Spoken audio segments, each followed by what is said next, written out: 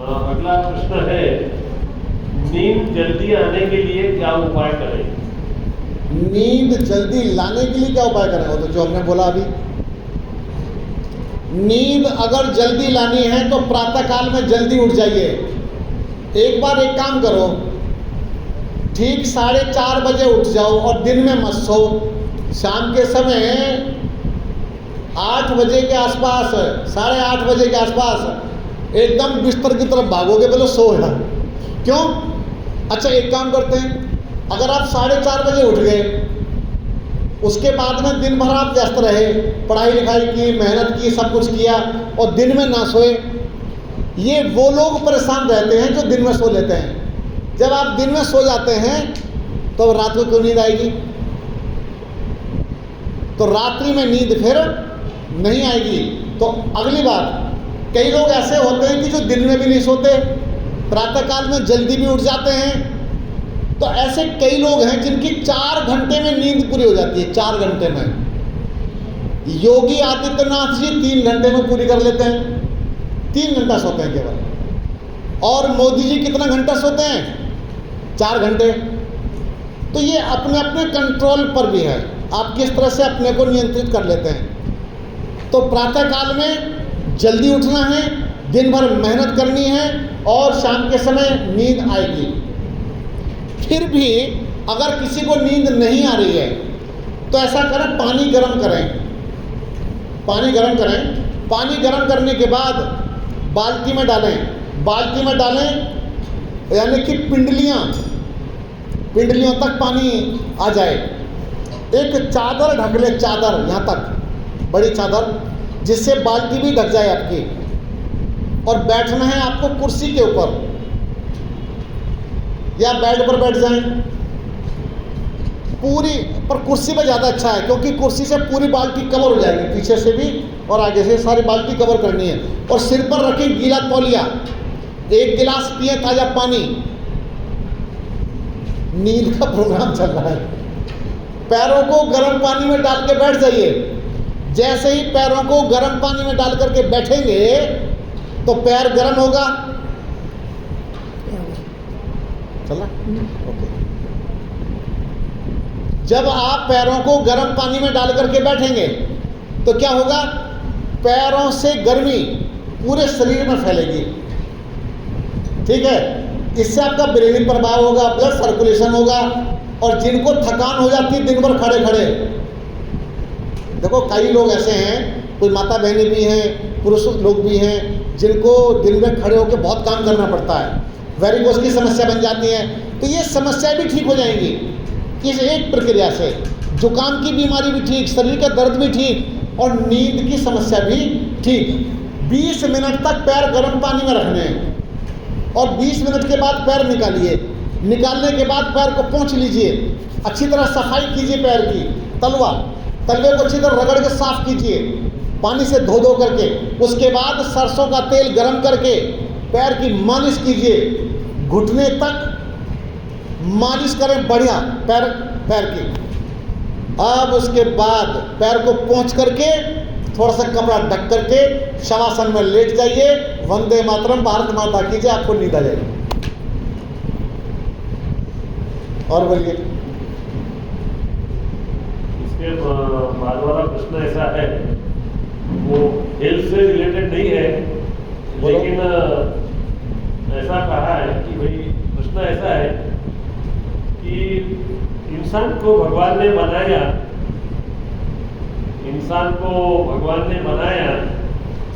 ये बराबर है या गलत? इंसान को भगवान ने बनाया या नहीं बनाया, ये हाँ, ये बराबर है या नहीं? ये जो है कि भाई इंसान को भगवान ने बनाया, हाँ, तो ये बराबर है या गलत है? पूरी सृष्टि ही भगवान ने बनाई है। जो सृष्टि दिखाई दे रहे हैं ना, ये सबका बनाने वाला कौन है? ईश्वर।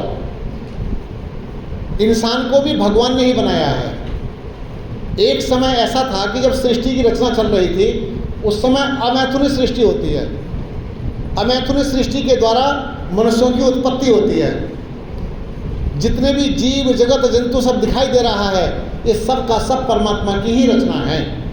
इसमें कोई भी संशय, कोई भी भेद नहीं है। 3 अनादि सत्ताएं हैं, ईश्वर, जीव और प्रकृति, जिनका कभी विनाश नहीं होता, जो कभी नष्ट नहीं होते। ठीक है, तो इसी प्रकार से परमात्मा की रचना है। और जब सृष्टि का निर्माण होता है, जब सृष्टि का निर्माण होता है इलेक्ट्रॉन, प्रोटॉन और न्यूट्रॉन के माध्यम से, तो ये तीनों के तीनों जब मिश्रित होते हैं, सारे जितने हमारे पावर्स हैं सब इकट्ठी होती हैं, तब वो ग्रह, उपग्रह, जितना भी सब का सब बनना प्रारंभ हो जाता है। और पंच तत्वों का जो खेल है उस समय सब प्रारंभ हो जाता है। वृक्ष भी तैयार होते हैं और अलग अलग प्रकार के जीव। आपने देखा है कि इसमें बेटा ये अमरूद, जामफल के अंदर कभी कीड़ा देखा? कीड़ा, तो कीड़ा भी क्या है, कैसे निर्माण हो रहा है? तो कहीं ना कहीं उसमें परमात्मा की शक्ति काम कर रही होती है। तो हम सबके अंदर भी परमात्मा की शक्ति काम कर रही है। एक चीज़ और देखो कि जितने भी मनुष्य हैं एक जैसे हैं या अलग अलग हैं? अलग अलग हैं, पक्का? मेरे जैसा कोई नहीं है, इनके जैसा भी कोई नहीं है। और ये है कि किसी किसी की जो शक्ल है, जो ये मुखमंडल है, थोड़ा लगता है कि ये उसके जैसा है, थोड़ा थोड़ा लगता है, लेकिन अलग है, अलग वो पूरा। कई ट्विंस होते हैं जो एक जैसे दिखाई देते हैं। आजकल आपने देखा होगा कई कलाकारों के जो ना उसके हम शक्ल बोलते हैं उसको, वो भी सब निकल करके आ रहे हैं। ये सब क्या परमात्मा की रचना है। और जब माता के गर्भ में जब बच्चे का निर्माण चल रहा होता है, वो किस प्रकार से सब निर्माण कर रहा होता है, ये इंसान का काम नहीं है, ये परमात्मा का ही काम है। किस तरह से नाड़ियाँ बननी हैं, किस तरह से पूरा सिस्टम तैयार होना है, ये अलग तरह का चेहरा। जितने लोग अब तक आए संसार में, उन सबसे अलग चेहरा बना करके भेजना है, ये परमात्मा की रचना है, सब परमात्मा का है। आगे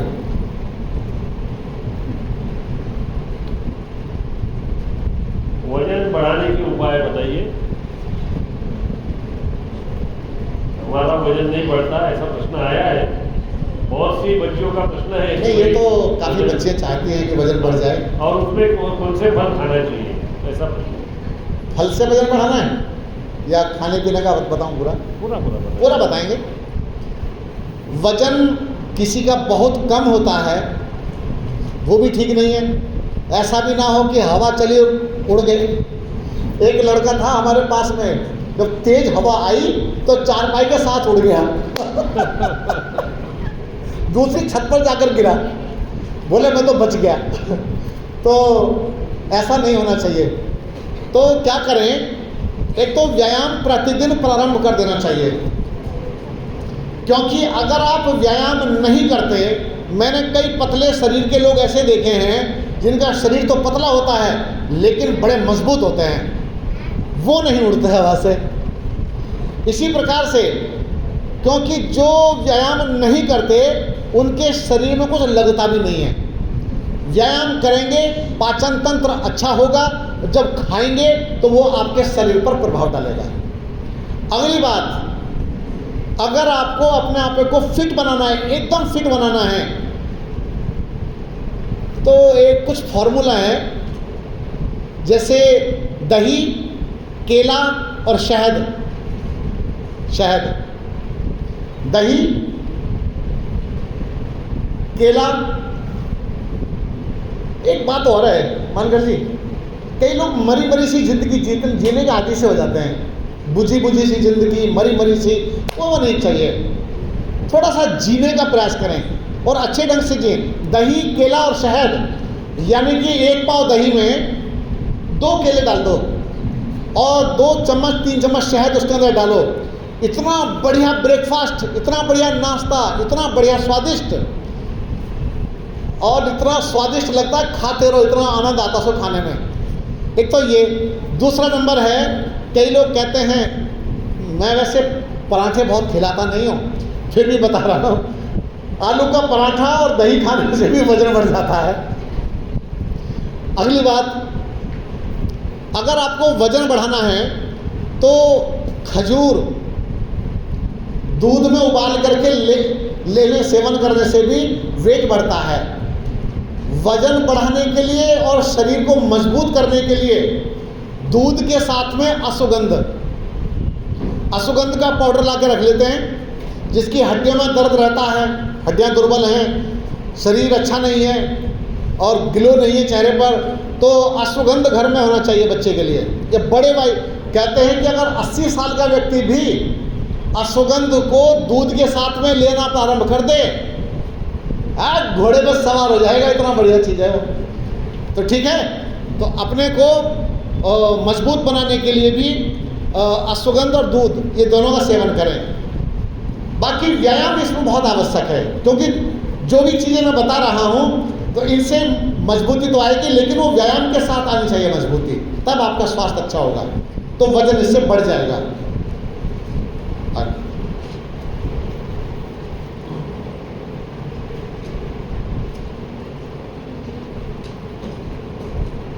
जो प्रश्न पूछा गया है उसमें है कि भाई मुझे गुस्सा बहुत आता है, इसका उत्तर तो दे ही दिया आपने। गुस्सा बहुत आता है, तो ये रिपीट हो गया। एक का प्रश्न है, नाक में से खून निकलता है, नक्सीर। हाँ।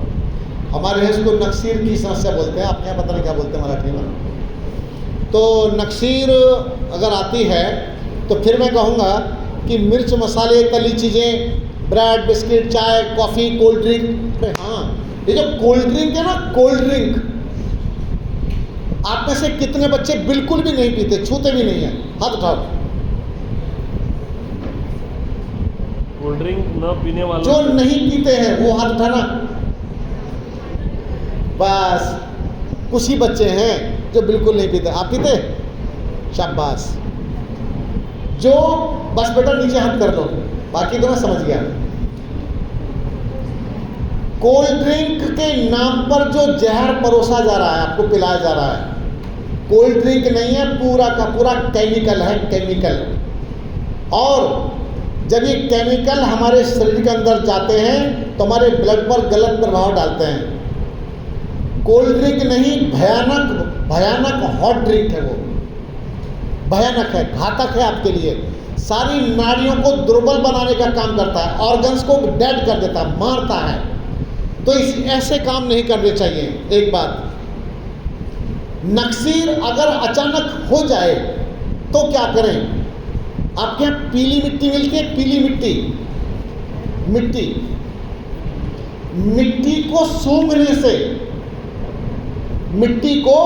सूंघने से भी नक्सीर रुक जाती है, नक्सीर ब्लड जो आ रहा है नाक से। और मिट्टी अगर सूंघने के बाद फिर यहाँ लगा दीजिए, माथे पर, नासिका के यहाँ पर पूरे में अच्छी तरह से मिट्टी लगा दीजिए तो नक्सीर रुकेगी। जल नीति, एक दिन जल नीति करके दिखा देंगे। बिल्कुल सर, बिल्कुल। ठीक है, एक दिन मैं आपको जल नीति सिखाऊंगा कैसे करना चाहिए। ठीक है, तो जल नीति प्रातःकाल में कुछ समय लगातार करना चाहिए। और मैं कहता हूं कि कभी कभी ना पानी पी के निकाल देना चाहिए, सफाई कर देनी चाहिए। और नक्सीर वालों को खीरे का रस, लौकी का रस, नारियल पानी, कासनी अंत कासनी, हमारे मानकर जी बता रहे थे कि 20 साल पुरानी लोगों को बात अभी तक भी याद है कासनी की। तो कासनी ठंडी होती है। प्राचीन समय में, पहले समय में कासनी और खसखस की ठंडाई बनती थी। तो कासनी को भिगो देते हैं और उसके बाद पीस करके उसका रस बना करके सेवन कीजिए, उसको पीजिए। कासनी का रस पिएंगे तो इससे आपके अंदर जो ये एसिड और जलन और ब्लड बहुत ज़्यादा जो प्रेशर बढ़ा हुआ है वो सब रुकेगा और नक्सीर आनी बंद हो जाएगी। अपने पैरों को एक काम और करना चाहिए, ये लौकी जानते हैं? लौकी के 1 2 3 4 5 कट लगाएं उसके अंदर। पहले तो पैर की मालिश करें लौकी से, और लौकी को दूध में भिगोना है, दूध के अंदर। दूध कौन सा? कच्चा दूध। ऐसे टुकड़ा आप क्या करें, उसमें भिगो करके दूध में उसको आप पैर के तलवे को मलें। पहले पैर के तलवे को मलने के बाद फिर क्या करना है, माथे को मलिए। माथे को मलने के बाद थोड़ा लौकी घिस कर के बाद में, घिस के यानी कि कद्दूकस आता है, उसको कस के माथे पर लेप कर दीजिए और यहाँ भी लगा दीजिए, वो ठीक हो जाएगी। और एक बात, घर में चाय बनाना बंद कर दीजिए। घर में अपने माता पिता को बोलना कि चाय जहर है, गुरुजी ने बताया था कि चाय घर में नहीं होना चाहिए। तो और जैसे मिर्च मसाले के लिए मैंने बोला था, इसको रोक देवें, ठीक हो जाएंगे। आंतें साफ रखें और एसिड ना बनने दें, नक्सीर ठीक हो जाएगी। हाँ, एक चीज़ और, लौकी का तेल, लौकी का ऑयल, सुना है? लौकी का तेल दिन में 2 बार नाक में डाल दीजिए, नक्सीर वैसे ही बंद हो जाएगी अपने आप ही। बहुत सारे उपाय नहीं भी करने पड़ेंगे, नहीं करेंगे तब भी चलेगा। और पानी का फव्वारा सिर पर डालना चाहिए, ठंडे पानी में नहाना चाहिए, शीतल जल में। मैंने सुना है कि कई लोग गर्मियों में भी गर्म पानी से नहाते हैं। जो गर्मियों में गर्म पानी से नहाते हैं उनकी बीमारियां कभी ठीक नहीं हो सकती। ऋतु के अनुसार जल सेवन करना चाहिए। गर्मी है तो शीतल जल, और सर्दी है तो सामान्य कौन सा जल, जो हैंडपंप से निकल के आता है। हैंडपंप से नॉर्मल पानी निकल के आएगा। गर्मियों में शीतल और सर्दियों में गुनगुना, ऐसा पानी निकल के आता है, उसका सेवन कीजिए, कोई नक्सीर नहीं रहेगी। इसके बाद है प्रश्न, वजन कैसे कम करें, मोटापा कैसे कम करें, या चर्बी जो है वो कैसे कम करें? समय क्या होगा? 11:45 बजे, 15 मिनट। ठीक है, मैं 9 बजे से बोल रहा हूँ। नहीं, वैसे कैपेसिटी बहुत है, कोई परेशानी नहीं है। फिर भी चूंकि आगे भी लगातार बहुत सारे प्रोग्राम हैं, तो क्या प्रश्न है? वजन मोटापा कम कैसे करें, वजन घटाने के लिए बताया। वजन कैसे कम करें? मैं अपनी प्राइवेट बात बताता हूँ। मेरी प्राइवेट बात बहुत सारी है। तो एक बार मेरा पेट बड़ा हुआ था, पेट मटके जैसा पेट था अपना भी। अरे बड़े ठाठ थे, हमने बड़े टिक्कियाँ ले और समोसे ले और बड़े माल उड़ाए हमने, और सारा का सारा माल पेट यहाँ इकट्ठा हो गया। और मजे की बात, हमारा लीवर खराब हो गया था, बड़े गर्व से कह रहे हैं। लेकिन गुरुजी के पास आने के बाद कुछ नहीं हुआ, फिट हो गया।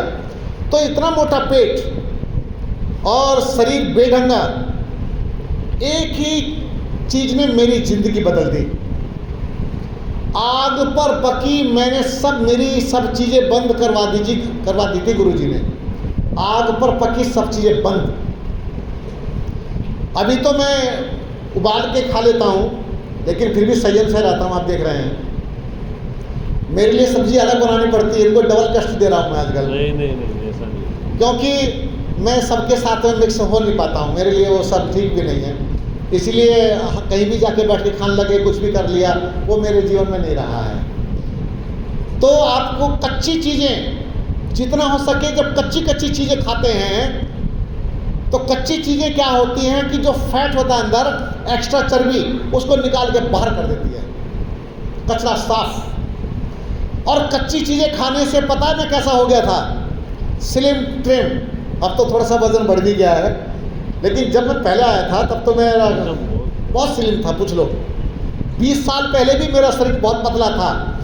अभी भी कोई भारीपन ऐसा नहीं कि मैं कोई जीने में परेशानी हो रही है, पर गुरुजी ने मुझे ऐसा कर दिया था कि मैं अपनी घोड़ी के साथ 32 किलोमीटर भागा था। 32 किलोमीटर, इतनी तगड़ी रेस थी मेरी अपनी खुद की, इतना पावरफुल हो गया। तो कच्ची चीज़ें खाने से व्यक्ति की युवा अवस्था वापस आ जाती है, कच्ची चीज़ें खाने से। अब कहीं कच्ची क्या चीज़ें खाएं? कच्ची खाने की बहुत चीज़ें हैं।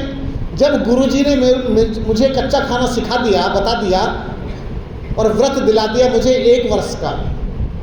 1 वर्ष का जब व्रत दिलाया तो मैं आपको सही बताता हूँ कि मुझे केवल जंगल दिखाई देता था, और जितनी दुकानें थी ना वो सब मुझे बेकार लगने लगी कि दुकान पर झांकना ही बेकार है, जो मेरे काम की नहीं है।